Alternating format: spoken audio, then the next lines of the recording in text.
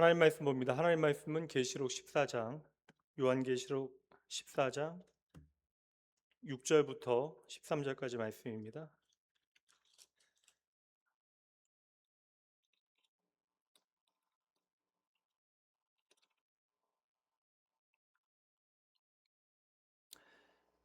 오늘하고 이제 다음 주까지 14장 말씀 마무리하려고 합니다. 14장 6절부터 13절까지 제가 읽습니다. 또 보니 다른 천사가 공중에 날아가는데 땅에 거주하는 자들 곧 모든 민족과 족속과 방언과 백성에게 전할 영원한 복음을 가졌더라. 그가 큰 음성으로 이르되 하나님을 두려워하며 그에게 영광을 돌리라. 이는 그의 심판의 시간이 이르렀음이니 하늘과 땅과 바다와 물들의 근원을 만드신 이를 경배하라 하더라. 또 다른 천사 곧 둘째가 그 뒤를 따라 말하되 무너졌도다 무너졌도다 큰 성 바벨론이요 모든 나라에게 그의 음행으로 말미암아 진노의 포도주를 먹이던 자로다 하더라. 또 다른 천사 곧 셋째가 그 뒤를 따라 큰 음성으로 이르되 만일 누구든지 짐승과 그의 우상에게 경배하고 이마에나 손에 표를 받으면 그도 하나님의 진노의 포도주를 마시리니 그 진노의 잔에 섞인 것이 없이 부은 포도주라. 거룩한 천사들 앞과 어린 양 앞에서 불과 유황으로 고난을 받으리니 그 고난의 연기가 세세토록 올라가리로다. 짐승과 그의 우상에게 경배하고 그의 이름표를 받은 자는 누구든지 밤낮 쉼을 얻지 못하리라 하더라. 성도들의 인내가 여기 있나니 그들은 하나님의 계명과 예수에 대한 믿음을 지키는 자니라. 또 내가 들으니 하늘에서 음성이 나서 이르되 기록하라. 지금 이후로 주 안에서 죽는 자들은 복이 있도다 하시매 성령이 이르시되 그러하다. 그들이 수고를 그치고 쉬리니 이는 그들의 행한 일이 따름이라 하시더라. 아멘. 오늘 소망의 책 요한계시록 43번째 시간 말씀의 제목은 함께 읽어봅니다. 그러므로 주 안에서 죽는 자들은 복이 있도다. 이거 오전 말씀과 좀 연결되어져서 의도적으로 제가 설교를 연결하는 것은 아니지만 오전 설교의 심화편 정도로 오늘 말씀 들으시면 될 것 같아요. 오늘 오전 설교에서 이제 출애굽의 목적을 설명드리면서 두 가지 단어 여러분들에게 풀어서 설명드렸는데 그 두 가지 단어 기억나시는 분 계신가요? 네? 명령과 축복이요. 아유, 가장 먼저 대답하시는 한 분에게 제가 선물을 좀 드릴까 했는데 다 같이 이렇게 대답을 해버리시면 예. 이 명령과 축복이라고 하는 그 연결 관계를 통하여 하나님의 백성들에게 순종이라고 하는 것이 과연 어떠한 의미인가? 순종은 우리의 의무이거나 책임이 아니라 하나님의 영광스러운 부르심이다.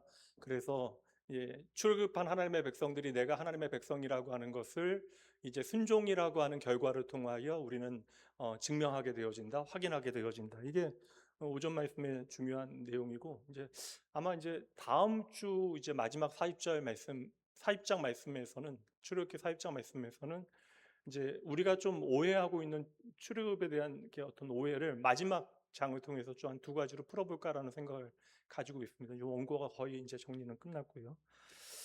우리가 출애굽기 12장, 13장, 14장은 출애굽기래요.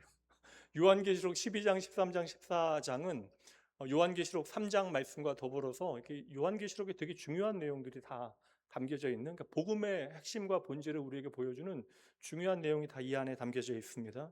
근데 막상 보면 치열한 어떤 영적 전쟁의 실체를 우리에게 보여주고 있는데 지금 여러분 이게 전쟁이 막 벌어지고 막 시끄럽잖아요. 물론 이제 또 뭐 내일 또 뭐 종전한다 뭐 그런저런 얘기들이 막 시끄럽게 하루가 다르게 이런저런 얘기가 많이 들려오니까 이러다 보니까 요즘 우리 교단 차원에서도 이게 이단들이 너무나 많아지고 있어요. 그래서 그 이단들이 활동하고 있는 그런 주요 내용들을 좀 이렇게 목회자들에게 뭐 이제 보내기도 하고 저희 노회 안에서도 이제 이단 대책위원회에서 일하시는 목사님이 이런저런 자료들 그 송파 지역에도 상당히 좀 그 활동하고 있는 분들이 많아요. 요새 잠실역에서 그 여자분들이 나눠주는 책 나눠주는 거 보신 분 계세요? 다 여러분들은 차만 타고 다니세요? 자가용만? 지하철역 앞에서 요새 많이 나눠주고 있거든요. 여자분들이 책 나눠줍니다. 그래서 그 책은 보통 이제 여호와의 증이나 그런 책이 아니라 이제 종말론에 대한 책이에요.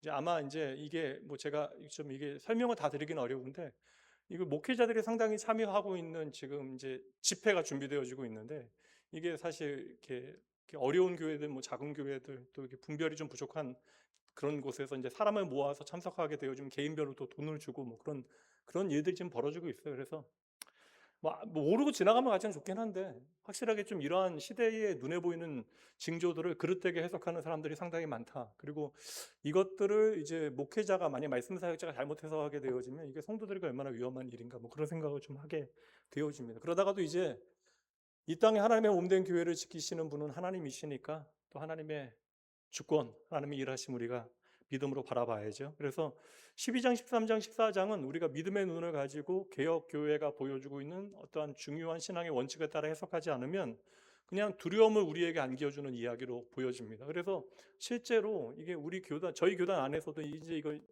또 다른 형태의 시한부 종말론, 이렇게 전쟁이 벌어진다라는 것 때문에 이제 서울 이남으로 이제 교회를 옮긴 그런 교회들도 실제로 있어요. 예, 바로 저희 교단 안에도 그런 교회들이 근처에 있습니다. 송파구 안에도 그런 교회가 있어요. 그래서 이러한 영적 전쟁의 실체가 무엇인지를 우리가 오해하게 되어지면 두 짐승의 어떠한 실체에 대해서, 그리고 666 숫자에 대하여 우리가 오해하게 되어지고요. 그리고 두 증인이 이제 박해받는 그 현장에 대해서도 우리가 그릇된 해석을 하게 되어집니다. 그러니까 두 짐승의, 그러니까 땅에서 올라온 짐승, 바다에서 올라온 짐승, 그 실체는 무엇입니까? 이 땅에 하나님의 증인되어진, 예수 그리스도의 증인되어진 주의 몸된 교회들을 핍박하고 미혹하는, 이 시대는 특별히 미혹하는 모든 존재들을, 역사 안에 오고 가는 모든 존재들, 이것은 사람이나 단체나 혹은 권력이나 아니면 시대 정신까지 모든 것을 포함하는 그러한 존재입니다. 근데 이게 참 두 증인을 통해서도 우리가 살펴봤듯이 이게 참 왜 어렵냐면, 당장 볼 때는 그 두 증인은 어떻게 되어집니까, 여러분? 다시 12장부터 갈까요? 두 증인 어떻게 되어져, 여러분? 죽잖아요. 그리고 그 두 증인이 죽게 되어질 때 어떻게 합니까? 세상 사람들은 잔치를 벌이게, 선물을 주고받으면서 잔치를 벌이게 되어집니다. 그러니까 요한계시록이 보여주고 있는, 그러니까 이게 사실 일곱 촛대 사이를 다니시는 예수 그리스도께서 친히 붙드시고 지키시는 교회라고 하기에는, 그냥 요한계시록 안에서 보여주는 교회의 모습은 이 세상 가운데 꼭 지는 것처럼 그런 보여지는, 그러니까 쉽게 말하면 교회가 좀 어찌 보면 안타까운 현실 가운데 이게 참 어려운 그러한 현실을 살아가고 있는 것을 우리에게 요한계시록은 보여주죠. 그래서 심지어 이제 두 증인의 경우에는 생명까지 내어줄 정도로 이제 하나님 없는 세상과의 전투는 참으로 치열하다. 우리는 짐승의 표를 받지 아니하고 하나님의 표를 받았기 때문에 14만 4천으로 이제 표현되어지는 모든 하나님의 백성들. 그래서 우리는 하나님의 표를 받았기 때문에 이 세상 가운데 때로는 손해를 볼 수밖에 없다. 매매조차 할 수 없는 불이익을 당하고 외면당하게 되어진다. 그래서 이 매매라고 하는 것은 이제 매이게 되어 지금 말씀드린 대로 이게 당시에 뭐 길드나 예수를 믿는 사람들이 초대교회 안에서 이제 실제적으로 경제적인 어려움, 그리고 뭐 세상에서 권력을 가질 수 있는 기회조차도 박탈당하는 그러한 일들을, 터툴리안 같은 사람은 그냥 아예 공직에 올라가지 마라, 돈 벌지 마라, 뭐 그런 이야기까지 했으니까요.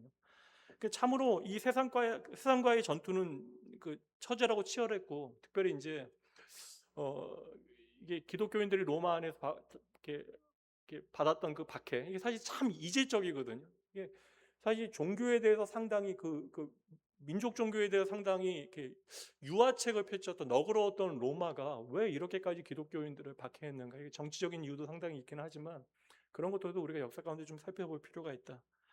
그래서 이렇게 지난 역사 가운데 때로는 처절하게 삶의 어려움을 경험했던 세대 믿음의 선배들도 있고, 또 이 시대는 너무나 교묘하게 하나님을 흉내내는, 우리가 이제 바다에서 올라온 짐승이나 땅에서 올라온 짐승이나 하나님을 그대로 흉내내는 그러한 옛뱀, 큰 뱀이 토해내는 거센 물줄기에 우리가 휩쓸리기도 하고 해를 당하기도 한다. 이게 이제 12장 13장에서 우리가 살펴본 내용이거든요.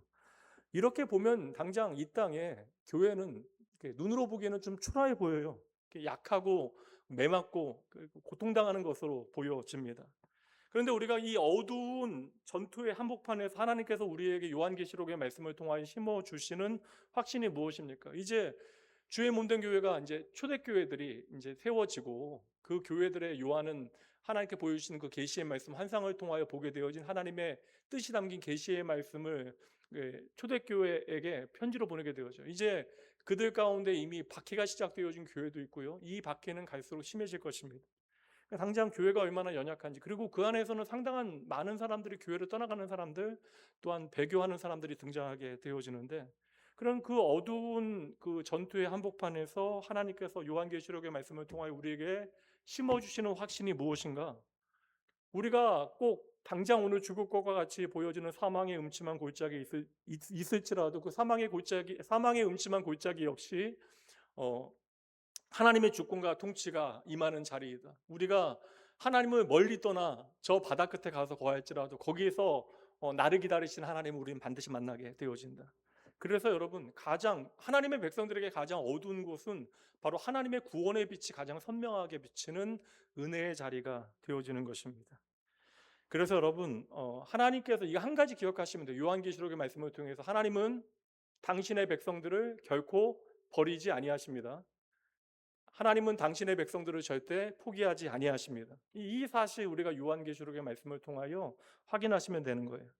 그래서 하나님께서는 당시에 오른손으로 주의 몸된 교회를 붙드시고 보호하시고, 요한계시록의 가장 중요한 핵심은요, 양육하는 거예요. 주의 몸된 교회를 양육하셔서 우리를 하나님의 백성의 장성한 분량에 이르도록 우리를 자라나게 하시는 것이죠. 그래서 당장 우리를 이렇게 힘들게 만드는 그 모든 고통의 순간, 고통의 자리조차도 하나님께서는 당신의 백성들을 만드시는 하나님의 은혜의 자리가 되어져요. 그리고 요한계시록 마지막에 그렇게 우리를 이끌고 가셔서 우리를 어디까지 이끌고 가세요? 21장 말씀에 새 하늘과 새 땅, 그때 어린 양의 신부로 우리는 예수 그리스도를 맞이하게 되어질 것입니다.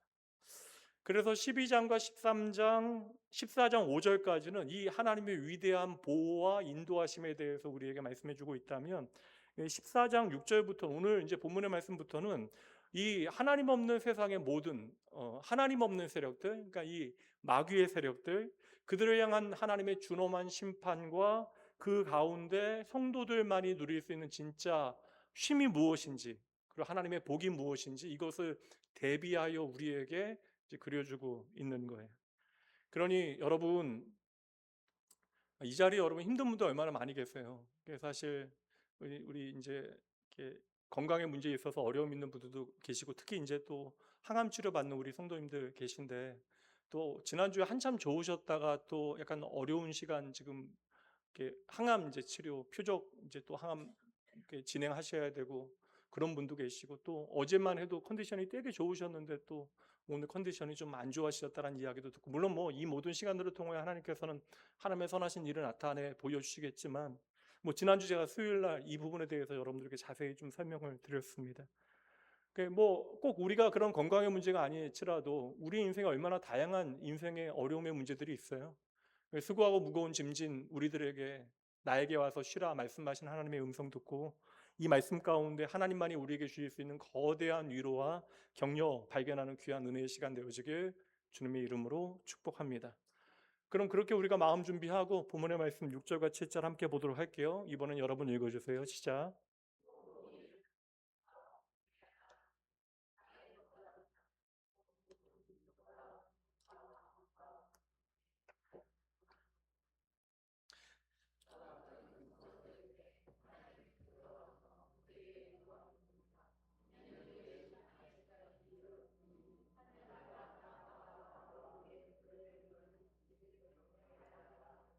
아멘.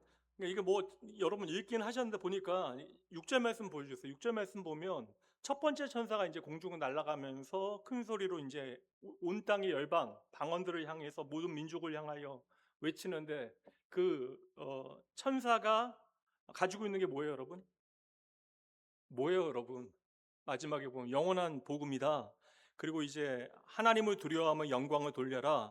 그리고 세상 모든 만물을 창조하신 하나님을 경배하라. 뭐 그렇게 말씀이 되어지고 있어요. 그러니까 이게 요한이 또 다른 환상은 장면이 이제 전환되어지고 있는 것이죠. 근데 그때 하늘을 나는 천사, 첫 번째 천사가 등장하는데 영원한 복음을 가지고 있다.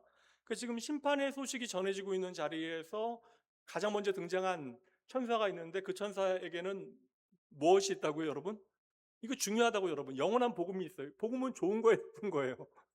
좋은 거잖아요. 좋은 소식이잖아요. 그러니까 영원한 좋은 소식, 모든 사람들에게 전해질 좋은 소식을 지금 천사가 외치고 있는 것입니다. 근데 복음의 핵심 내용이 참 묘하잖아요.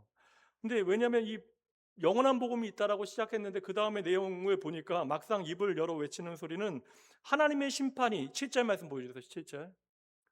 영원한 복음이 있는데 가장 먼저 입을 열어 이제 하나님께 영광을 돌리면서 외치는 게 뭐예요? 하나님의 심판의 시간이 이르렀다. 이제 하나님의 심판의 시간이 다다랐다라고 하는 선언이 영원한 복음과 연결되어지는 메시지가 되어지는 거예요. 그렇다면 여러분, 이 땅을 향한 하나님의 준엄한 심판, 그 무시무시한 그 엄중한 심판의 그 소식이 왜 우리에게 영원한 복음이 되어지는 것일까? 이것에 대한 답을 우리가 좀 찾아야 하는 것입니다.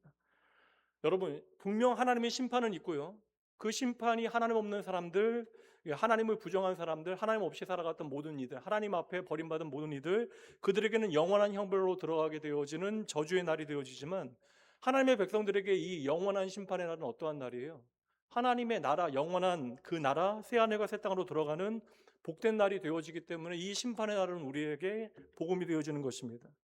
그러니까 이 땅이 전부라고 믿는 사람들, 하나님이 없다 이야기하는 사람들, 하나님 없이도 이 땅에서 잘 먹고 잘 사는 사람들, 그래서 하나님 없이 내 인생을 내 스스로 책임지려고 했던 모든 사람들, 그 사람들이 이제 경험하게 되어질 심판은 이제 모든 것이 끝나는 절망이 되어지는 것이고 비극이 되어지는 것이지만, 사실 우리가 이 같은 운명이었는데 하나님과의 관계가 깨어졌으니까, 창조주 하나님과의 관계가 깨어졌으니까 우리에게 이제 더 이상 생명은 없잖아. 멸망뿐인데 죄로 오염되고 왜곡된 이 세상의 마지막 즈음에 새 하늘과 새 땅을 소망하는 당신의 백성으로 예수 그리스도 안에서 우리를 불러주셨다라는 거예요. 그러니 이 마지막 때에 새 하늘과 새 땅을 소망하는 우리에게 천사가 선포하는 복음, 이 복음 바로 심판의 날에 대한 것인데, 이 심판의 날은 지금까지 우리가 이 세상을 살아가면서 흘렸던 모든 고통과 눈물이 끝나고 바로 하나님의 나라가 완성되어지는 우리의 잔칫날이 되어지는 것이다. 이것을 그래서 요한계시록 마지막에서는 어린 양의 혼인 잔치로 그림을 그려주는 것입니다.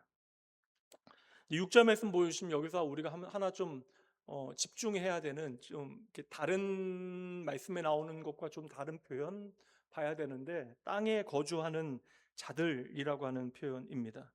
보통 요한계시록에서 땅에 거주하는 사람들, 땅에 속한 사람들이라고 하는 단어는요, 이 이제 짐승을 따르는 자, 12장 13장에서는 이제 땅에서 올라온 짐승, 바다에서 올라온 짐승, 그러니까 하나님 없는 세상 가치에 따라 하나님 없다 말하는, 하나님을 믿는 사람들, 주의 몸된 교회를 핍박하고 저주하는 사람들, 그래서 늘 짐승을 따르고 하나님을 모욕하는 악인들을 가리킬 때 이 단어가 사용되어지는데, 놀랍게도 우리말 성경에서는 사실 그 차이를 명확하게 구분하기가 좀 어려워서 똑같은 단어가 사용되고 있지만, 오늘 본문의 말씀에 땅에 거주하는 자들은 다른 헬라어 원어가 사용되어지고 있어요. 다른 단어, 그러니까 이게 하나님 없이 살아갔던 사람들, 그래서 짐승을 따르는 자들, 그 자들은 카토이케오라고 하는 단어가 사용되어지는데, 기억하지 않으셔도 되지만 오늘 본문의 말씀에서 땅에 거주하는 자들은 카데마이라고 하는 단어가 사용되고 있거든요. 뭐 기억은 못하시더라도 단어가 다르다. 일부러 여러분 다른 단어를 지금 사용하고 있는 거예요. 그럼 이 땅에 하나님 없이 살아가는 사람들 있잖아요. 우리가 사랑하는 사람들 중에서도 지금도 하나님을 거부하고, 심지어 우리가 믿는 신앙을 이렇게 가벼이 여기고, 심지어 우리가 신앙생활하는 것을 박해하고 어려움 가운데 우리를 좀 힘들게 만드는 이들, 그러나 그들, 우리가 사랑하는 이들, 그런 사람들 있잖아요. 그러니까 쉽게 얘기하면 이 땅 가운데 하나님이 없는 것처럼 살아가고 방황하는 사람들. 그런데 앞으로 천사가 전하는 복음을 듣고 그들이 하나님께로 돌아오게 되어질 하나님께서 택한 백성들이 있다. 그들을 포함하는 단어예요, 이 단어가. 땅에 거주하는 자들. 그 땅에 거주하는 자들에게도 이 복음이 좋은 소식이 되어질 수 있다. 이 천사의 심판의 소식이 좋은 소식이 되어질 수 있다. 당장 우리가 보기에는 과연 이 사람이 예수를 믿을까라고 생각하지만, 하나님께서는 하나님의 그 깊은 구속의 구원의 경륜과 선하신 뜻 가운데 구원하고자 하는 모든 사람들을 반드시 구원해 내신다. 이게 여러분 오늘 말씀에 다 들어가 있는 거예요. 그러니까 소망의 단어가 되어지는 것입니다. 당장은 지금 예수 그리스도를 알지 못하고 그 생명 안에 없는 거, 거하지 않는 것처럼 보이지만, 하나님은 당신의 택한 백성들을 하나도 빼지 아니하시고 빼먹지 아니하시고 다 구원하시는 하나님 아버지 되심을 여러분 믿으셔야 돼요. 심지어 여러분, 그래서 저 어거스틴과 같은 사람은 어머니 모니카의 기도에 다 변화되어진 상태로 어머니가 보지 못하잖아요. 평생 기도했지만. 그러니까 여러분, 이게 우리의 기도가 가닿지 않는 그 시간, 자리, 그 자리와 시간을 하나님께서 책임지시면 여러분 믿으셔야 돼요. 그러니까 우리는 그저 하나님 앞에 내가 사랑하는 사람들을 위하여 그들의 영혼을 위하여 기도할 뿐, 그들의 영혼을 구원하시고 그들을 사랑하시는 분이 하나님 아버지이심 우리가 결코 놓쳐서는 안 되는 것입니다. 그래야 우리가 낙심치 아니하고 우리가 사랑하는 사람들, 오늘 말씀에 등장하면 땅에 속한 이들을 위하여 우리가 기도할 수 있는 것입니다.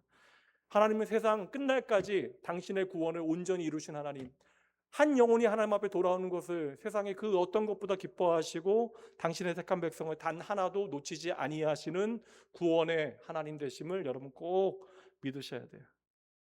그래서 인류의 종말과 우리 개인의 종말인 죽음은 여러분 노아의 때처럼 그냥 갑자기 찾아오는 거예요. 소돔과 고모라의 때처럼 일상 가운데 아무런 예고 없이, 이제 말씀대로 이야기하면 도적같이 우리를 찾아오게 되어지는 것입니다. 그러니까 죽음을 우리가 준비한다고 이야기하지만 막상 그 죽음의 때를 준비한다라고 하는 것은 우리에게 불가능한 일이다.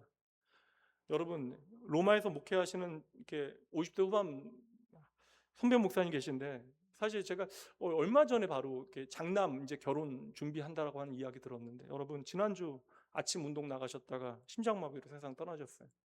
너무나 건강하셨거든요. 이게 사실 너무나 활력 넘치시고 사역 잘하셨던 목사님이신데, 아들 결혼 얼마 남지 않은 상태에서 지난주 갑자기 세상 떠나셨는데, 이제 장례 끝나고 나서나 저는 어제 연락받게 되어졌습니다. 여러분, 죽음이라고 하는 것은 결코 우리를 기다려주는 것이 아니라는 거예요. 그 갑작스러운 종말의 날에 웃으며 손을 털고 기쁘게 주님 품으로 가기 위하여 우리는 오늘이라고 하는 매일의 삶을 오늘 말씀처럼 이야기하면 천사가 전하는 그 영원한 복음, 하나님을 두려워하고 하나님을 경외하는 것, 그러니까 하나님을 경외하고 그분께 영광이 되어지는 삶으로 준비해야 하는 것입니다. 이게 코람데오예요, 여러분. 코람데오. 하나님 앞에 살아가는 삶. 그럴 때 여러분, 그 무서운 죽음, 세상 모든 사람들이 두려워하는 그 죽음도, 그리고 심판도 저와 여러분에게는 가장 좋은 소식, 영원한 복음이 되어짐을 여러분 믿으시기 바랍니다. 이게 오늘 6절과 7절 말씀에 우리의 소망의 소식이 되어지고요. 계속해서 8절 말씀에 보면 이제 심판이 구체적으로 선포되어지는데 바벨론의 멸망을 선포합니다. 무너졌도다, 무너졌도다, 큰 성 바벨론이요. 여기서 무너졌다라고 하는 표현은 이미 우리말 성경에도 시제가 나타나지만 과거 시제입니다. 근데 여러분, 바벨론이 실제로 무너졌는가? 무너지지 않았다고요. 세상의 권세 잡은 자, 공중 권세 잡은 사탄의 세력 여전히 우리를 압제하고 유혹하고 미혹하고 넘어지게 만듭니다. 근데 여러분, 무너지지 않았는데 무너졌다라고 아예 과거 완료로 성경은 표현하고 있다라는 거예요. 그러니까 아직 오지 않은 미래의 사건을 이미 일어나 버린 과거의 사건으로 사용하는 용법인데, 이거 히브리어에도 있고 헬라어에도 있는 용법입니다. 이거 여러분 예변적 과거라고 부르는데, 미래에 벌어질 사건을 이제 과거 시제로 사용하고 있는 이유는 무엇이냐면, 이것이 하나님의 언약 가운데 반드시 이루어질 일이기 때문에, 하나님의 그 뜻이 온전히 이루어질 것이기 때문에 이러한 일에 대해서는 의도적으로 과거 시제를 사용하여서 하나님의 신실하심을 이제 증명하는 문법적인 어떠한 표현의 방법이 되어지는 것입니다. 그러니까 미래에 일어날 일이 너무나 확실하기 때문에 아직 우리의 눈에는 보이지 아니하지만 이미 과거에 벌어진 사건처럼 과거 완료, 이미 끝난 사건으로 지금 표현하고 있는 거예요. 바벨론은 이미 무너졌다. 이거 여러분들은 잘 느끼시지 못하겠지만, 제가 설교할 때 특별히 이제 그 스토리가 있는 과거에 벌어졌던 사건들, 과거에 제가 모세 설교할 때도 그랬고 출애굽기에도 많이 사용했는데, 설교할 때 제가 과거에 벌어진 사건인데 의도적으로 현재 시제를 사용하거든요. 그 현재 시제를 사용할 때는 의도가 있는 거예요. 왜냐하면 이 과거의 사건, 3,500년 전에 벌어진 사건이 오늘 우리의 현실에 와닿는 사건이다. 그러니까 이 말씀은 오늘 우리의 현실을 향하고 있는 그런 말씀이다. 이것을 의도적으로 강조하기 위해서 때때로 여러분들은 듣는 여러분들은 느끼지 못하시겠지만 의도적으로 과거의 사건을 현재 시제로 설명할 때가 있습니다. 성경은 마찬가지로 하나님의 언약의 말씀은 반드시 우리의 삶이 이루어진다는 것을 보여주기 위하여 장차 이루어질 미래의 사건을 과거의 사건으로 표현하는 그런 장면들이 많이 등장해요. 구약의 이제 다니엘서에도 마찬가지입니다. 오늘 우리를 겁먹게 만들고 길을 잃어버리게 만드는 마귀의 모든 세력은 이미 십자가 앞에서 무너진 거예요. 우리가 보이지 않는다 할지라도 십자가에서 이미 끝난 거예요. 그래서 예수님께서는 십자가에서 다 이루었다, 다 끝났다라고 선언하신 것입니다. 그리고 예수님께서 이미 다 이루었다 하시던 그 예수님의 죽으심과 부활을 통하여 사탄의 세력은 완벽하게 패배하게 되어진 것이고, 이것이 물리적으로도 이제 완전히 망하게 되어지는 때가 반드시 오게 되어진다. 이게 오늘 7절 말씀의 의미이고, 이것을 네 글자로 이야기하자면 최후 심판이 되어지는 거예요. 그런데 당장 하나님 없는 세상 사람들은 우리의 눈에 보기 어때요? 무너질 것 같이 보이지 않잖아요.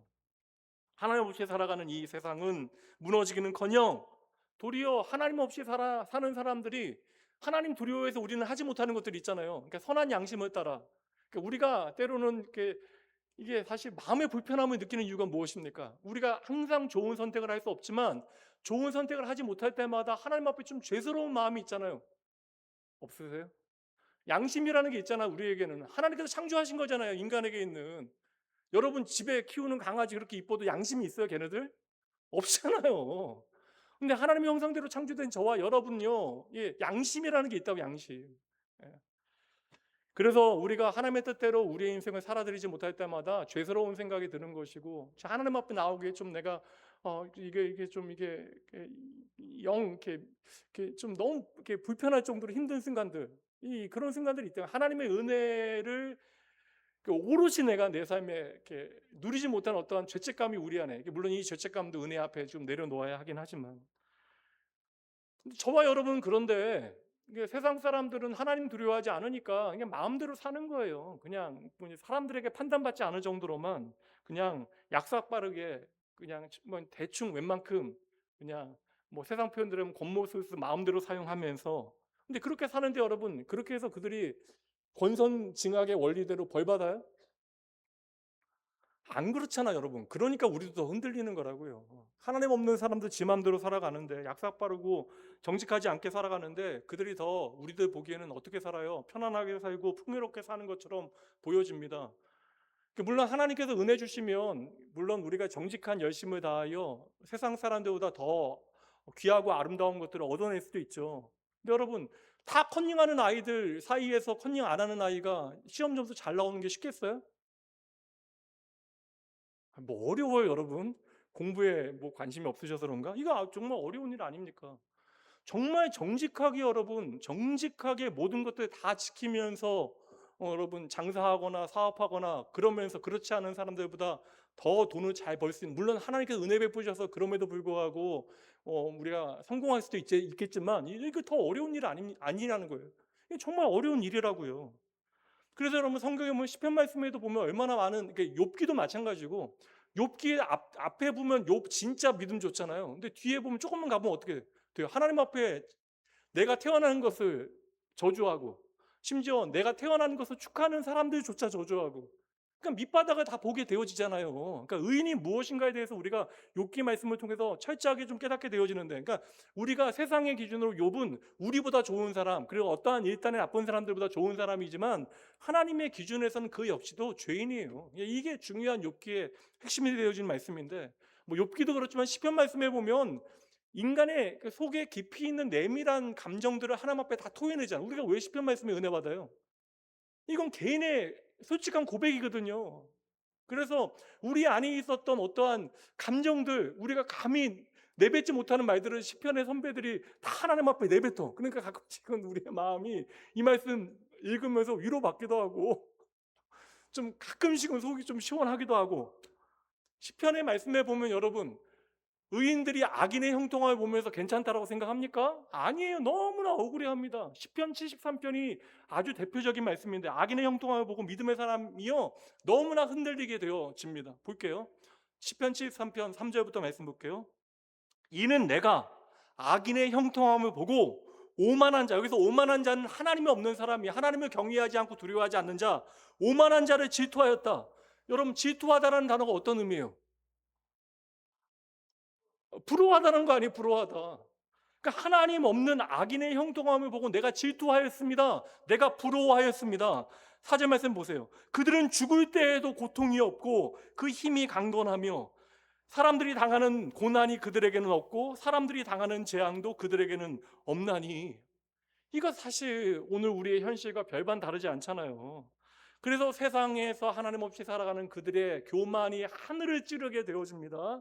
그래서 이어지는 11절과 12절 말씀에 보면 그들이 말하기를 그냥 하나님 없이 살아가는데도 잘 먹고 잘 사는 사람들, 평안하게 살고 마지막에도 편안하게 죽는 사람들, 그리고 내가 가진 모든 것들을 내 자녀들에게 물려주는 사람들, 그런 거 보면서 억울한 마음이 드는데, 그들이 말하기를 하나님이 어찌 알랴, 지존자에게 지식이 있으랴 하도다. 이거 하나님 없다라는 얘기 아닙니까? 12절 말씀에 볼지어다 이들은 악인들이라도 항상 평안하고 재물은 더욱 불어나도다. 속 터지죠, 여러분.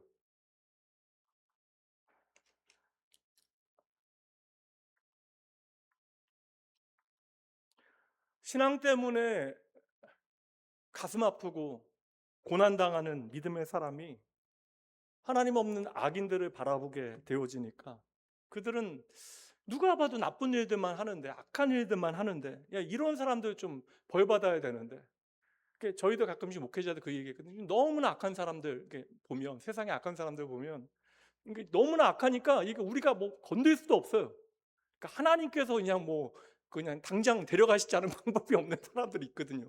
그러니까 이거 하나님이 해결하시지 않으면 안 된다라고 하는 여겨지는 사람들. 그냥 그런 사람들은 근데 부정한 삶을 살아감에도 불구하고 나쁜 일만 골라하고 하나님을 향해서도 악한 말만 쏟아붓고 있는데, 여러분 아까 말씀드린 것처럼 죽을 때도 너무나 평안하게 죽고 사업도 너무나 형통해 보입니다. 이것도 보면 종종 우리는 낙심하게 되어지는 것이죠. 교회 사무실에 제가 교역자들 읽으라고 고태호 작가의 당신의 관역이라고 하는 책 사다 놨는데 안 읽어. 교역자들이 안 읽어. 다 읽었어요, 교역자들? 차인철 목사님 읽었어요? 아직 안 읽었죠. 나 그거 6만 원 주고 샀는데 안 읽어. 중고 마켓에 팔아야겠어. 그 책 내용 뭐냐면요, 욥기 말씀을 가지고 쓴 너무나 재밌는 책인데, 이게 다른 사람의 인생을 의도적으로 망가뜨린 거예요.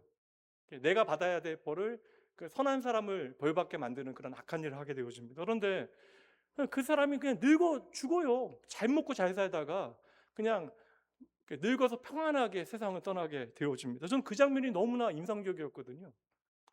권선징악이 좀 있으면 좋겠는데 이 땅에서 그냥 잘 먹고 잘 살다가 편안하게 눈을 감아요. 저는 그 책에 아주 막 백미와 같은 장면, 이게 욥기 말씀을 이게 제대로 읽었기 때문에 쓸 수 있었던 저는 장면이라고 생각을 하는데, 오늘 본문의 말씀 이제 9절부터 11절 말씀 보세요. 또 다른 천사 곧 셋째가 그 뒤를 따라 큰 음성으로 이르되 만일 누구든지 짐승과 그의 우상에게 경배하고 이마에나 손에 표를 받으면 그도 하나님의 진노의 포도주를 마시리니 그 진노의 잔에 섞인 것이 없이 부은 포도주라. 거룩한 천사들 앞과 어린 양 앞에서 불과 유황으로 고난을 받으리니. 이게 저는 이 표현이 10절 마지막 표현이 이게 여러분 악인의 목전에서 내게 상을 차려주시는 하나님이라고 하는 전 그 표현과 연결이 되어지는 표현이거든요. 그러니까 저는 성도의 삶은 여러분 분명 하나님 앞에 증명이 되어집니다. 이게 정말 중요한 거예요. 그래서 이제 보세요. 11절 말씀. 그 고난의 연기가 세세토로 올라가리로다. 이게 앞에서 말씀 생각해 보면 성도의 그 예배를 통하여 하나님 앞에 올려지는 그 분향단에 올라가는 그 모든 기도, 그 예수님께서 친히 천사를 통하여 가져다가 하나님께 다 전해 주시잖아요. 그러니까 우리의 모든 기도는 연기와 함께 하나님 앞에 올라가게 되어지는데, 우리의 모든 기도를 하나님께서는 다 들어주시는데, 이 악인들의 그 삶은요 고난의 연기가 되어져서 올라가게 되어진다. 그것도 영원토록 세세토록 올라가게 되어진다. 짐승과 그의 우상에게 경배하고 그의 이름표를 받는 자는 누구든지 밤낮 쉼을 얻지 못하리라 하더라. 근데 여기 보면 9절 말씀에 우상에게 경배하고 이마에나 손에 표를 받으면, 이거하고 11절 말씀에 이제 마지막에 밤낮 누구든지 밤낮 쉼을 얻지 못하리라, 이 두 가지 말씀이 다 현재 진행형이에요. 미래에 벌어질 사건이 아니라 오늘 진행되어지고 있는 사건이라는 거예요. 그러니까 우상에게 표를 받는 것도 오늘 진행되어지고 있는 사건이고, 밤낮 쉼을 얻지 못하는 것도 미래의 장차 심판의 이야기가 아니라 오늘 진행되고 있는 심판이라는 거예요. 이거 너무나 중요한 거거든요. 그러니까 우리의 승리는 이미 끝난 거, 이미 결정난 거. 그런데 악인들이 받는 그 심판은 오늘 받고 있는 거, 오늘. 이게 핵심입니다, 여러분. 구원받지 못한 죄인들, 하나님 없이 이 땅에 내가 잘 먹고 잘 사는 것이 전부가 되어지는 사람들, 이러한 구원받지 못한 죄인들은 장차 미래에만 불과 유황으로 심판받게 되어지는 것이 아니라 지금 당장 이 땅에서 매일 심판을 받고 있는 중이다. 이거 요한계시록의 말씀이 오늘 본문의 말씀 9절부터 11절까지 우리에게 보여주고 있는 내용이 되어지는 거예요. 이거 좀 상징으로 그려진 것이기 때문에 바울 사도의 친절한 해설을 통하여 풀어서 여러분들에게 보여드릴게요. 로마서 1장에 나옵니다. 로마서 1장 28절의 말씀에 보면 이 상태가 어떠한 상태인지 우리에게 보여주고 있어요. 함께 읽어봅니다. 또한 그들이 마음에 하나님 두기를 싫어하며 하나님께서 그들을 그 상실한 마음대로 내버려 두사 합당하지 못한 일을 하게 하셨으니, 저는 이 로마서 이 말씀이요, 제가 이 땅을 살아가는 어떠한 중요한 삶의 어떻게 원리를 발견하게 되어진 말씀이거든요. 그러니까 하나님을 인정하기 싫어하는 거, 여러분, 그리고 죄의 욕망을 따라 잘 먹고 그냥 이 땅에서 잘 먹고 잘 살아가는 거, 그래도 아무런 문제 없는 거, 이게 여러분 뭐라고 이야기하고 있어요? 상실한 마음이라는 거예요. 여러분, 상실한 마음. 하나님을 인정하지 않는 거, 그리고 죄의 욕망을 따라 내 마음대로 잘 먹고 잘 사는 것이 전부인 양 살아가는 거, 이게 여러분 상실한 마음. 그리고 하나님께서는 그렇게 내버려 두셨다는 거예요. 상실한 마음 그대로 죄 가운데 버려 두셨다. 그러니 여러분, 하나님을 인정하지 않는 것, 이 땅이 전부라 믿고 하나님을 도무지 바라보지 못하는 그 마음, 땅의 만족을 나의 전부로 여기고 살아가는 것, 이게 여러분 하나님의 무서운 심판이 되어지는 것이다. 이게 하나님의 말씀이에요. 그래서 세상 사람들, 우리가 부러워하는 그 사람들이요, 악인들, 잘 먹고 잘 사는 사람들, 우리를 억울하게 만드는 사람들, 그 사람들 겉으로 보기에는 화려해 보이고 모든 것들을 다 누리고 있는 것처럼 보이지만 그 내면에는 진정한 만족이 없다라는 거예요. 그러니까 하나님께서 하나님의 형상대로 창조한 인생인데, 여러분, 온갖 불의와 탐욕과 시기와 분쟁 가운데 그 속사람이, 여러분, 믿음의 사람들은 겉사람은 후패하지만 속사람은 날마다 강건해지는데, 이러한 하나님 없는 사람은 이 땅의 불의와 탐욕과 시기와 분쟁 가운데 속사람이 날마다 망가지고 있다라는 거예요. 파괴되고 있다라는 것입니다. 옆집 사람이 물 한 바가지라도 더 퍼가나 싶어서 밤새 잠 못 자고 조바심 갖게 되어지는 거, 저 사람이 나보다 더 성공할까 봐, 더 많이 가지게 되어질까 봐 그렇게 돈에 매여 살아가는 거, 이것이 전부라고 믿고 살아가는 거. 우리 한 가지는 알아야 되지 않겠어요? 우리가, 여러분, 이 돈이 정말 좋지만 이 돈이 나의 영혼을 구원할 수 없다라는 사실을 아는 거, 이거 여러분 얼마나 중요한 일입니까? 그래서 예수님께서 정말 돈이냐 하나님이냐라고 하는 질문은 우리의 인생에 날마다 질문되어져야 되는 중요한 질문이에요. 이렇게 잘 먹고 잘 사는데도 내 안에 불안은 깊어지고 우울은 깊어지고 온갖 하나님 없는 중독, 옳지 못한 삶이 내 삶을 망가뜨리게 되어지는 것이죠. 그 입은 독해지고 그 영혼에는 밤낮 쉼이 없대. 오늘 말씀이 그렇잖아요. 쉼이 없다, 그의 인생에는. 그래서 하나님께서는 당신의 백성들에게 이 땅에서의 진짜 행복이 무엇인지를 가르쳐 주시기 위하여, 여러분, 이스라엘 백성들을 출애굽시키신 거예요. 5절 말씀대로 이야기하면. 제가 늘상 말씀드리는 얘기 참 조심스러운 얘기긴 하거든요. 애굽이 더 나은가 가나안 땅이 더 나은가, 솔직히 세상의 경제적인 원칙대로 이야기하면 애굽이 나은 땅이죠. 나일강이 있잖아요. 농사가 그냥 가능한, 그냥 물만 그냥 수로 해가지고 갖다 부으면 먹을 곡식이 나는 땅이에요, 이집트는요. 근데 팔레스틴, 가나안 땅은 어때요, 여러분? 비 안 오면 안 돼요. 그래서 그 땅은 천수답이잖아요. 안 살아봐서 몰라요, 여러분? 그래요, 여러분. 그래서 그 땅은 이른 비와 늦은 비가 너무나 중요해요. 그러니까 비 내리는 것이 하나님의 은혜로 해석할 수밖에 없는 거친 환경을 살아가게 되어진 것입니다. 그런데 하나님께서 왜 애굽에서 끄집어내셔서 5절 말씀대로 애굽을 주시죠, 그냥. 그럼 좋잖아요. 그런데 왜 하나님께서는 풍요로운 애굽에서 건져내셔서, 그러니까 애굽에서 고생하는 것만 면하게 하시면 되는데 애굽에서 생고생하게 하시고 울다가 애굽을 나오게 하셨으면 애굽보다 더 좋은 것으로 올라가게 하셔야죠. 그런데 하나님께서는 하늘에서 비를 내려주셔야만 살 수 있는 가나안 땅, 그 천수답의 농사지대로 이스라엘 백성들을 밀어 넣으신 것입니다. 그러니까 내가 아무리 아등바등해도 안 돼요. 비가 내려야 먹고 살 수 있는 것입니다. 하나님이 주시면 먹고 그냥 주시지 않으면 먹을 수 없는, 굶을 수밖에 없는, 그래서 하나님을 향하여 가난한 마음으로 매달릴 수밖에 없는, 그러니까 누군가와 경쟁하는 게 필요가 없어요. 경쟁한다고 뭐 비 안 내리면 아무 소용 없는데, 그렇게 하나님만 의지하고 누군가와 경쟁할 필요가 없는 상태, 그것이 여러분 성도가 누리는 진짜 쉼이 되어짐을 믿으셔야 돼요.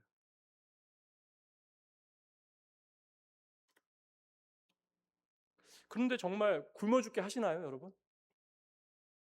아니라는 거 어디서 배우게 하셨어요, 이스라엘 백성들?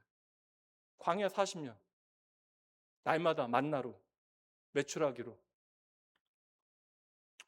그렇다면 오늘 우리의 삶은 왜 이렇게 고단한 것일까? 우리의 인생은 왜 아침마다 징계와 책망이 이리도 많은 것일까? 우리가 나누었던 히브리서 말씀 다시 한번 가볼게요. 히브리서 12장으로 가봅니다. 12장 7절과 8절 함께 읽어봅니다. 너희가 참음은 징계를 받기 위함이라 하나님이 아들과 같이 너희를 대우하시나니 어찌 아버지가 징계하지 않는 아들이 있으리요. 징계는 다 받는 것이거늘 너희에게 없으면 사생자요 친아들이 아니니라. 아멘. 야, 징계 받을 때 너희들 참아야 돼? 인내해야 돼? 왜냐하면 그 징계는 하나님께서 너를 아들과 같이 대우하시는 거야. 이게 말씀이잖아요. 아버지가 징계하지 않는 아들이 어디 있겠냐. 이 파이데이아라고 하는 징계라고 하는 것은 여러분, 이게 엄밀한 뜻은 자식 만들기, 자식 만들기. 징계. 아프게 하는 게 목적이 아닙니다. 물론 뭐 왜곡된 사랑은 때로는 그렇게 자식에게 상처를 남길 수도 있지만, 하늘 아버지의 징계는 우리를 아버지의 자녀답게 만드시는 하나님의 사랑이 되어 좀 믿으셔야 돼요. 저는 그냥 친아들 하려고, 회초리 맞더라도 뭐 저도 잘못하는 일이 많으니까 저는 되레 좀 불안하거든요.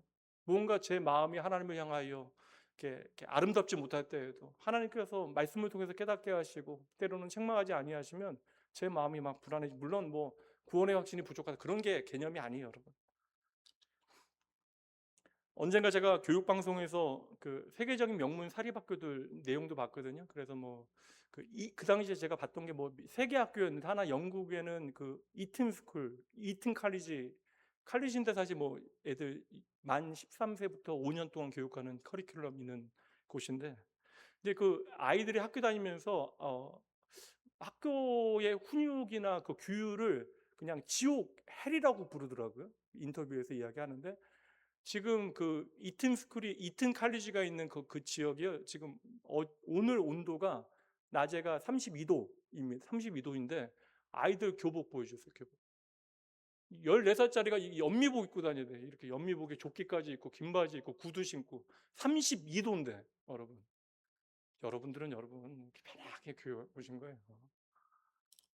이렇게 막 이런 애들한테 13살, 14살인데 30도가 넘는데 이렇게 입고 다니라고 하는 건 여러분 말이 안 돼요. 제가 갑자기 궁금해진 거야. 여기 규율이 많을까? 그래서 여기 뭐 드레스 코드나 뭐 이런 뭐 하우스 룰 같은 거 제가 찾아왔는데, 연미복은 이제 반드시 수업 시간, 평상시 수업, 공식 행사 이거 반드시 연미복 입어야 돼. 연미복 줄무늬 바지, 셔츠, 넥타이 반드시 착용해야 합니다.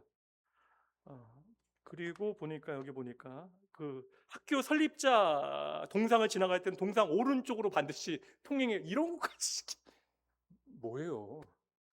그리고 여러분 이거 놀라운데, 신입생들은 여러분 스마트폰 사용 금지. 그래서 신입생들에게는 구형 투지폰을 학교에서 나눠준대요. 내일 아니니까 여러분 신경도 안 쓰죠. 밤 9시 이후에는 아예 이제 애들 공부하는 태블릿 PC도 사용 못 하고요. 그리고 모든 디지털 기기나 핸드폰 반납. 이거 여러분 우리나라 큰일 나죠, 한국에서 이러면.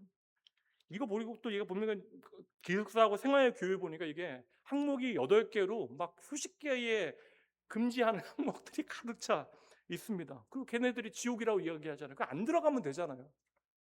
1년에 학비 뭐 해서 뭐 이렇게 거의 뭐 2억 가까이 돈을 내던데 애들 이 학교 들어가려고 3년 동안 준비해요, 여러분. 경쟁력 되게. 근데 왜 애들이 지옥이라고 부르면서 거기 계속 붙어 있냐고요. 그렇게 더운 옷 입고 32도에 왜 붙어 있어요? 이 과정을 지나게 되어지면 이것이 얼마나 나에게 유익이 되어질까, 나를 얼마나 멋지게 성장시킬 것인가에 대한 확실한 기대와 믿음이 아이들에게 있으니까 그러니까 절대 떠나지 않는 거예요, 거기서. 여러분, 이 아이들도 이게 이 더운 날씨에 32도에 이 이튼 칼리지의 그 교복, 연미복을 입고 다니는 것을 자부심을 가져요. 14살짜리 아이가. 그러면 하나님의 나라의 백성 되어진 저와 여러분에게는 더한 좀 자부심이 있어야죠. 이 땅에서의 저와 여러분의 삶은 바로 하나님의 자녀 되어지는 하나님의 자식 만들기 과정임을 여러분 믿으셔야 하는 거예요. 구약에 그래서 선지서를 읽어보면 소선지서를 읽으면 하나님의 사랑이 얼마나 뜨겁습니까? 하나님의 징계와 막 하나님의 책망과 심판이 계속 펼쳐지고 있는 것처럼 보이지만 호세아 선지자에게 하신 말씀 보면 호세아 2장 6절과 7절 말씀에 보면 우리가 헛된 우상을 쫓아 따라가게 되어질 때 하나님께서 뭐라고 이야기하세요? 우리가 헛된 우상을 따라갈 때에 하나님께서는 가시로 그 길을 막으신대요. 그리고 담을 쌓으신대요. 그리고 그 길을 찾지 못하게 하신대요. 이게 하나님의 징계라고요. 우리가 그릇된 길을 갈 때 그 길 가지 못하도록 이렇게까지 막아서시는 하나님 왜 그러시냐고요. 우리 아버지이시니까. 여러분 습관 바꾸는 게 쉬워요? 여러분 쉬워요. 저는 어렵더라고요.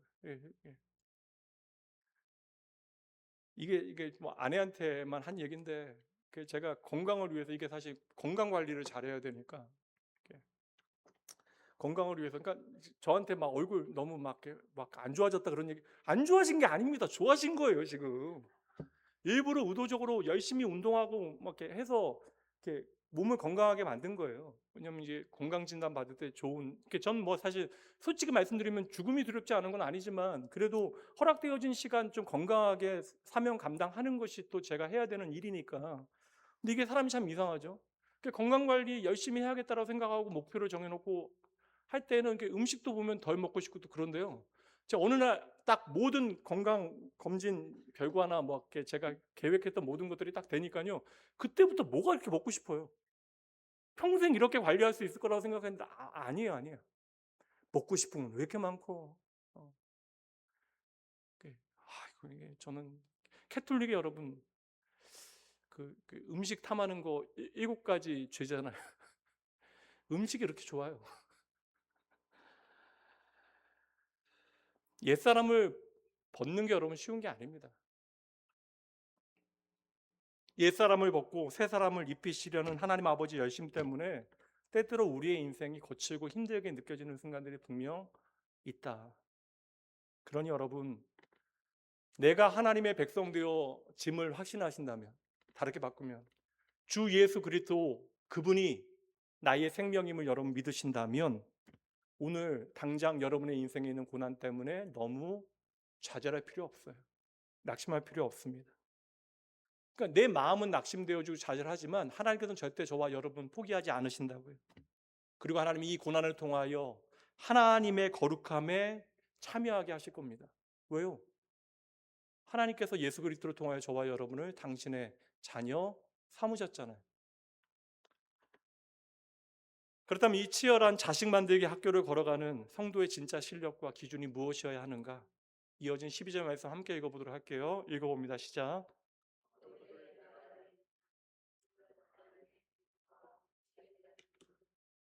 이 말씀 오늘 가장 중요한 말씀입니다. 이거 우리에게 너무나 위로가 되는 말씀인데 성경은 12절 말씀 보여주시고요. 성경은 성도를 하나님의 계명을 지키는 자, 그러니까 인내가 여기 있어야 된다. 오래 참음이 있어야 된다.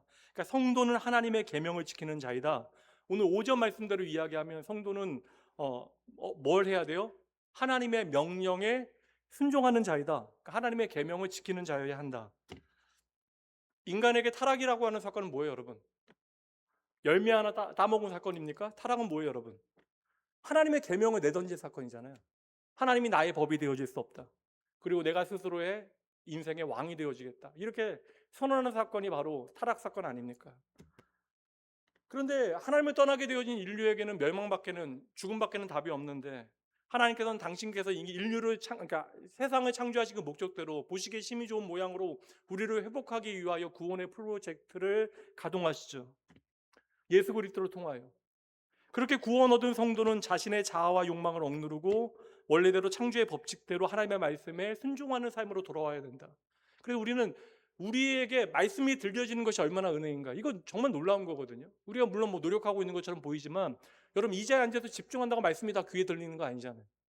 그러니까 하나님께서 우리에게 말씀을 들을 수 있는 귀와 그 말씀의 믿음으로 반응할 수 있고 그 말씀대로 살고자 하는 거룩한 소욕, 그 거룩한 욕심을 우리에게 주시는 것이 얼마나 큰 은혜인가. 이게 여러분 믿음이잖아요. 그러니까 말씀이 들리는 게 얼마나 감사한 일이에요. 저 감사하다는 표현 좀 얼굴 표정으로 여러분. 그러니까 하나님의 말씀에 순종하는 자로 우리의 인생을 살아가야 되는데 실상 이게 쉽지 않다라는 거예요. 그리고 하나님의 계명의 수준이 우리가 따를 만한 것이 아니잖아요. 구약의 십계명도 신약의 예수님의 해석대로 이야기하면 여러분 다 지킬 수 있어요, 없어요? 없어요. 형제를 미워하는 것이 그를 죽이는 것인데 이걸 지킬 수 있겠어요? 여기 다 살인자들이죠. 예수님께서는 신약에서 십계명 해석하실 때 행동이 아니라 마음의 생각과 중심까지 그 계명의 영역을 확대하시잖아요. 너무나 어려워진 거예요. 그냥 형제에게 미련한 놈이라고 이야기하는 자마다 지옥불에 들어가게 되어진다. 심지어 우리는 자식에게도 미련한 놈이라고 이야기하는데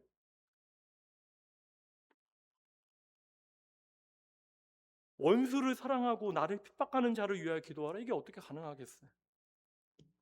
게다가 야고보서 말씀에 보면 율법의 모든 조항을 다 지키고도 하나만 어기게 되어지면 모든 것을 범하는 자가 되어진다. 그러니까 율법의 요구를 우리가 만족시킬 수 없다. 우리가 요사이 새벽 설교에서 데살로니가 전서 우리가 말씀을 살피고 있는데 그러니까 뭐라고 이야기하냐면 바울 사도가 우리의 마음을 감찰하시는 하나님을 기쁘시게 하라. 이거 그러면 어떻게 가능해요? 우리의 마음 자체가 하나님을 기쁘시게 할 수가 없는데 우리의 마음을 다하시는 하나님을 어떻게 기쁘시게 하는 삶을 우리가 살아갈 수 있겠는가? 게다가 오늘 말씀에 보면 이어지는 13절 말씀에 보면 하늘나라에서 쉬게 되어지는 성도들은 무엇을 근거로 쉬게 되어진다고요? 그들이 행한 일을 근거로 쉬게 되어진다. 우리는 못 쉴 것 같아요, 여러분.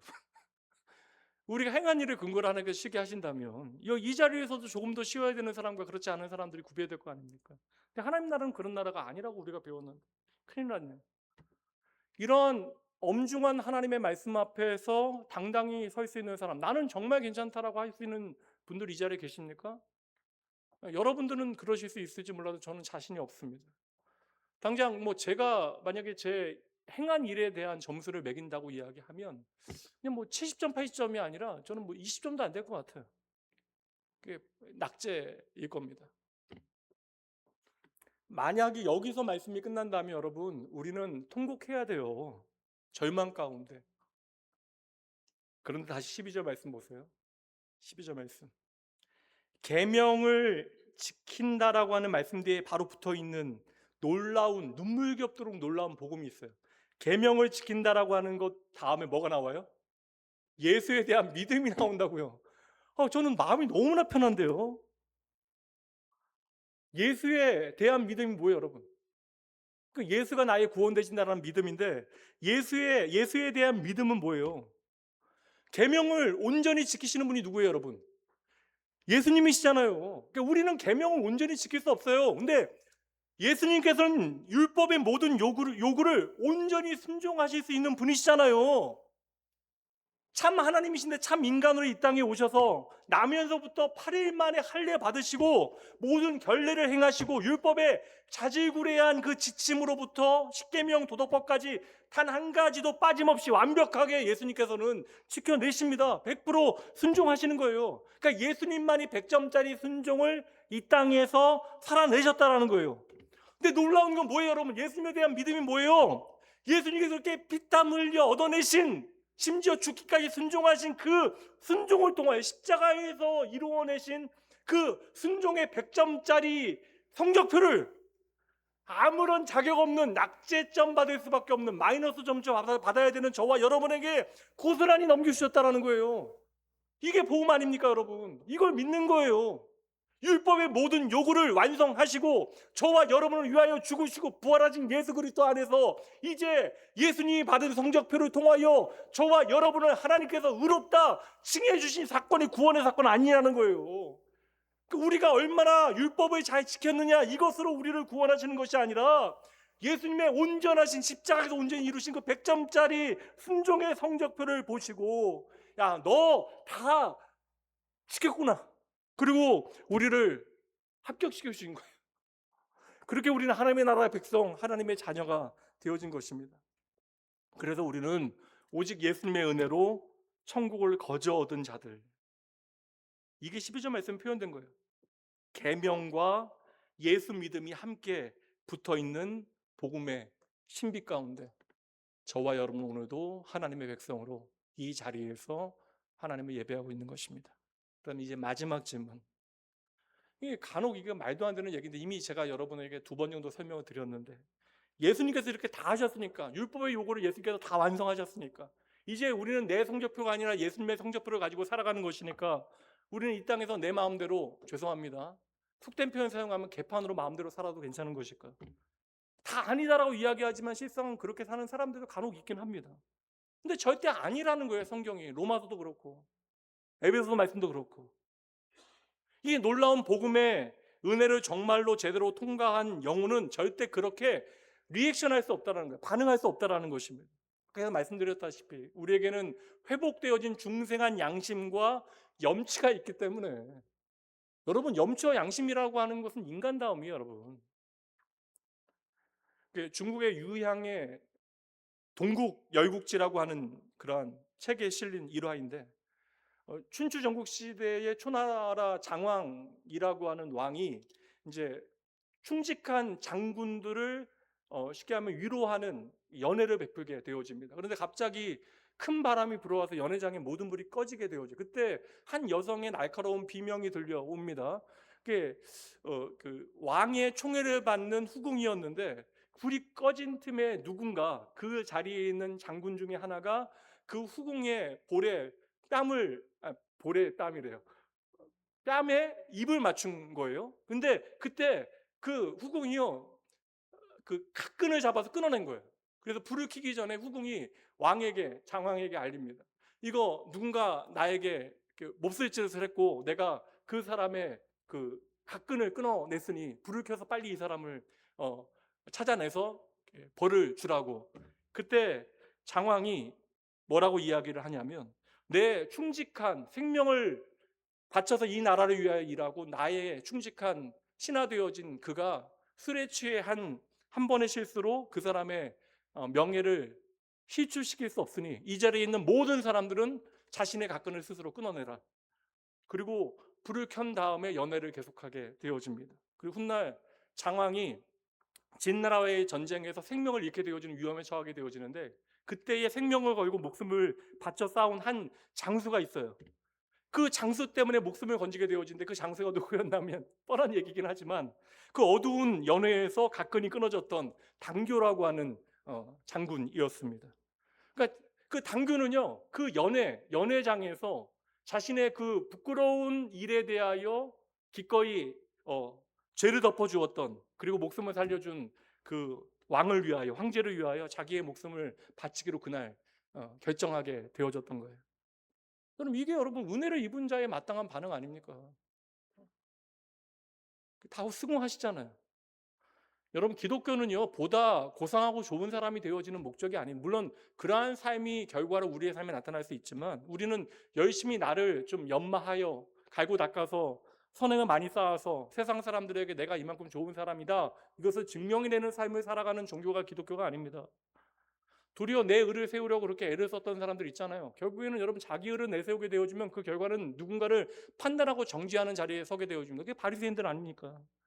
그 바리새인들은 평생 뭐예요, 여러분? 나의 의로움 이야기하면서 다른 사람들 정지하는 일, 심판하는 일 이것만 하면서 살아가는 거예요. 누군가를 미워하면서 자신의 인생을 낭비하게 되어지는 거예요.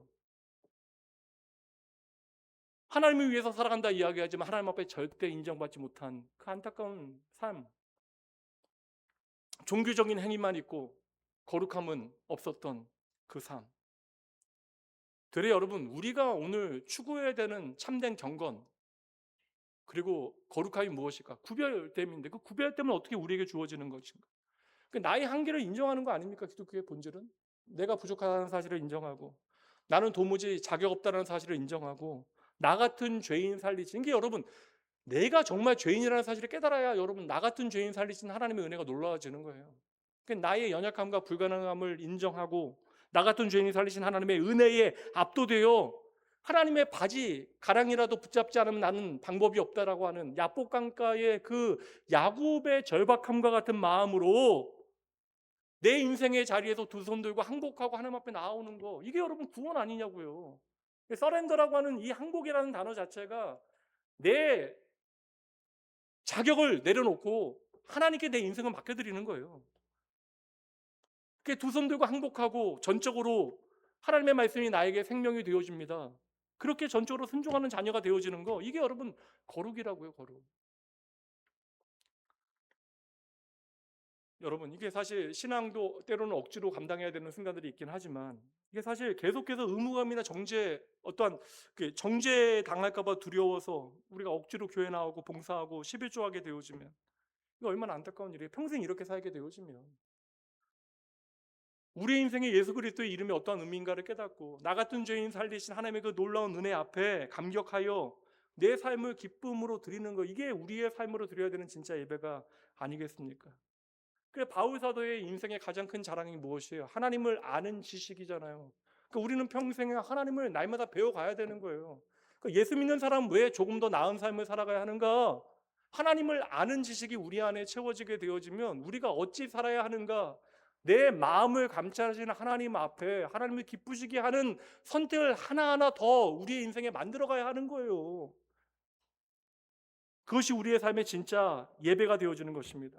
그러니까 하나님을 아는 지식에서 나오는 하나님을 향한 진짜 고백에서 나오는 성령의 열매, 진짜 순종을 가능하게 만드는 사랑과 기쁨과 샬롬과 오래 참음과 자비 양성 충성 온유 절제 이러한 성령의 열매는 우리로 하여금 하나님께 두 손 들고 순종을 하게 만드는 능력이 되어지는 것이죠. 여러분 우리는 앞으로도 계속 넘어질 거예요. 그때마다 하나님께서 우리를 다시 일으켜 세워주시는 우리의 아버지 되시면 여러분 꼭 기억하셔야 합니다. 앞으로도 우리는요 다른 사람의 가슴에 못을 박을 거예요. 나쁜 사람들만 그런 게 아니라 우리가 사랑하는 사람들의 가슴에 못 박는 날들도 분명히 있습니다. 우리 안에 하나님을 향한 게으름이 있어요. 못된 성품이 있습니다. 추악한 분노의 실존이 우리 안에 있어요. 근데 우리는 그것 때문에 실망하고 우리 인생에 대하여 눈물을 흘리는 순간들 양심이 살아있어 하나님 앞에 우리로 하여금 돌이켜 회개하게 만드는 그런 순간들 이게 증거가 되어지는 거예요. 오늘 말씀 이거 한 가지 기억해 주시면 될 것 같아요. 한번 따라해 주세요. 이건 내 시험지가 아니다. 다시 한번 이건 내 시험지가 아니다. 여러분들 성적표 어때요 여러분? 어때요 여러분? 나는 70점 이상 된다. 한번 손들어 보실까요? 70점 이상 난 된다. 큰일 났네.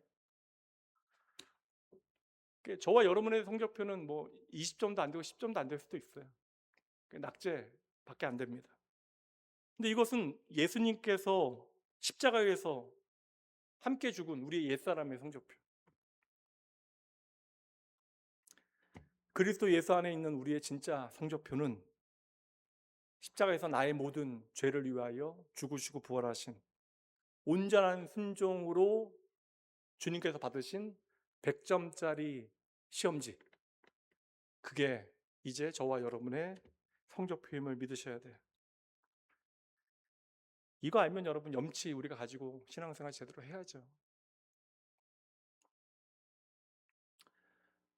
하나님께서 왜 우리 인생에 이해할 수 없는 아픔과 사건과 고난과 질병을 통과하게 하실까? 제가 제일 좋아하는 작가가 C.S. 루이스인데 얼마나 기독교 변증에 있어서 그만큼 실력 있고 대단한 사람이 기독교 역사에 있었을까 싶을 정도로 너무 그 논증과 변증의 방법이 놀랍고 또 책을 읽으면 너무나 그냥 머리가 시원해지는 그런 글을 쓰는 분이기 때문에 사실 제가 어떤 경우가 있어도 좀 책을 안 쓰겠다라 마음 먹게 만든 분 중에 한 분이거든요. 이분이 평생을 이렇게 이방인의 사도와 같이 이렇게 불신자들에게 기독교를 변증하는 일이 있어 그의 삶 전체를 바친 후에 그의 인생의 이제 말년에 사랑하는 아내가 암으로 세상을 떠나게 되어집니다. 그때 너무나 깊은 슬픔에 빠지게 되어져요. 그래서 하나님을 향하여 이제 그의 자서전에 하나님은 심술쟁이이다라고 원망하다가 그 안에서 신실하신 하나님의 사랑을 다시 만나고 지금까지 내가 책 가운데 하나님에 대하여 지식을 변증했던 그 모든 것들을 다 깨부수고 믿음의 실체는 하나님에 대한 절대 의존이다라고 하는 이야기를 자신의 삶으로 경험하게 되어집니다.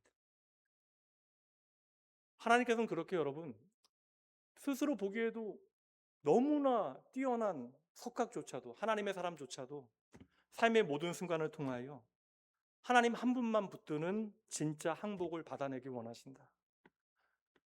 하나님께서도 오늘 저와 여러분을 너무나 사랑하셔서 저와 여러분이 두 손 들고 하나님 앞에 나오기를 하나님께서 원하시는 것이고 그렇게 두 손 들고 항복하는 것이 우리의 삶에는 순종으로 나타나게 되어지는 것입니다. 그래서 여러분 우리의 삶의 모든 고통과 고난의 시간은 너무나 힘들어요. 목사인 저도 이게 어려운 순간들이 있는데 이게 성도님들의 삶을 또 목도하게 되어지면 그러나 이 모든 시간은 저와 여러분을 하나님의 자녀답게 자라게 하시려는 하나님의 자비로운 간섭이 되어짐을 믿으시기 바랍니다. 그래서 요한계시록의 그 무시무시한 짐승의 핍박과 굶주림의 칼날 앞에서도 끝까지 참아낼 수 있는 위대한, 인내할 수 있는 위대한 소망의 근거가 바로 여기에 있는 거예요. 하나님은 절대 예수 그리스도 안에서 저와 여러분 버리지 아니하십니다. 마지막으로 이 말씀 함께 읽도록 합니다. 요한계시록 14장 13절 말씀 함께 읽습니다. 또 내가 들으니 하늘에서 음성이 나서 이르되 기록하라. 지금 이후로 주 안에서 죽는 자들은 복이 있도다. 다시 주 안에서 죽는 자들은 복이 있도다 하심에 성령이 이르시되 그러하다. 그들이 수고를 그치고 쉬리니 이는 그들의 행한 일이 따름이라 하시더라. 그들이 행한 것이 아니라 예수 그리스도께서 그들 안에서 행한 일. 그래서 오늘도 주님께서는 수고하고 무거운 짐진 자들아 다 내게로 오라. 내가 너희를 쉬게 하리라 말씀해 주시는 것입니다. 하나님께서 저와 여러분을 오늘도 하나님의 자식 만들기 위한 프로젝트를 계속하고 계시는데 이 땅에서 우리가 이 마지막까지 졸업 학점을 다 마치게 되어지면 하나님께로 돌아가는 날이 있겠죠. 개인적인 종말이더라도 그게 이제 죽음이라고 하는 순간인데 우리가 그 죽음이라고 하는 문을 통과하게 되어지는 날 우리는 하늘의 믿음의 선배들 그리고 천군 천사의 뜨거운 환호와 환영 가운데 오늘 말씀처럼 영원한 안식과 쉼을 반드시 누리게 되어질 것입니다. 그러기 여러분 심지어 우리가 가장 두려워하는 성도의 죽음은 우리에게 마지막 종말이 아니라 이 땅의 모든 수고를 마치고 하나님의 영광의 멸류관을 받게 되어지는 가장 찬란하고 성대한 졸업식이 되어지는 것이죠. 그런 여러분 낙심하지 말고 다시 힘을 내시기 바랍니다. 기도합니다.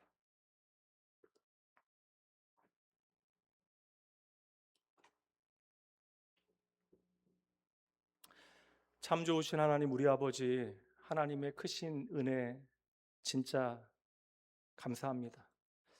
오늘도 말씀을 통하여 저희들의 삶을 돌아봅니다.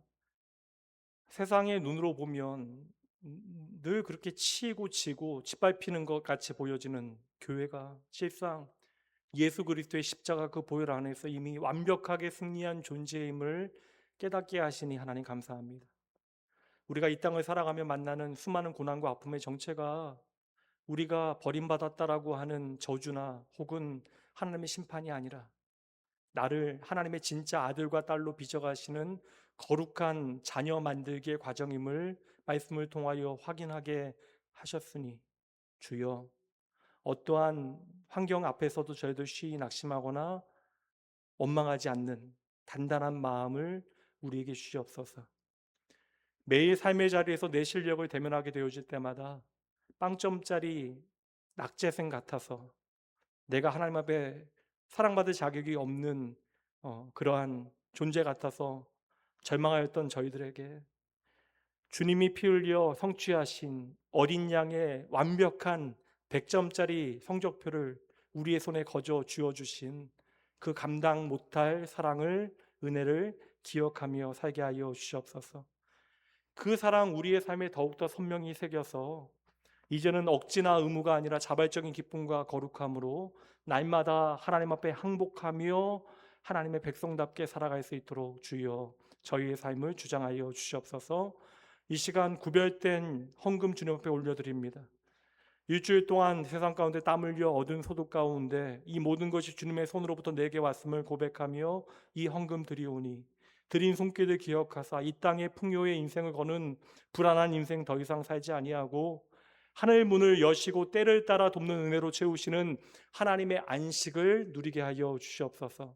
무엇보다 이 헌금이 쓰이는 곳마다 죽어가는 영혼이 살아나게 하시되 큰 성 바벨론이 무너지고 하나님의 나라가 확장되게 하실 줄 믿고 감사드리며 우리 영원한 생명 되신 예수님 이름으로 축복하며 간절히 기도합니다.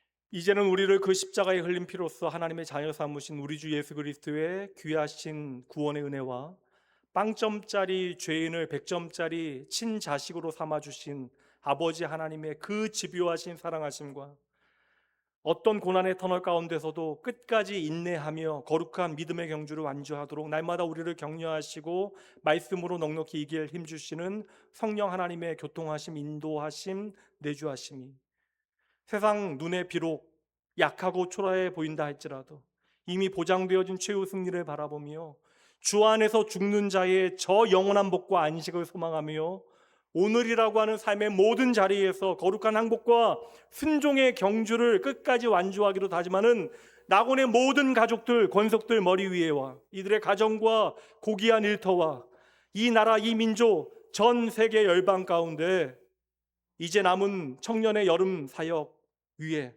지금부터 영원까지 함께 있을지어다. 아멘. 잠시 기도하시고 평안히 돌아가시죠.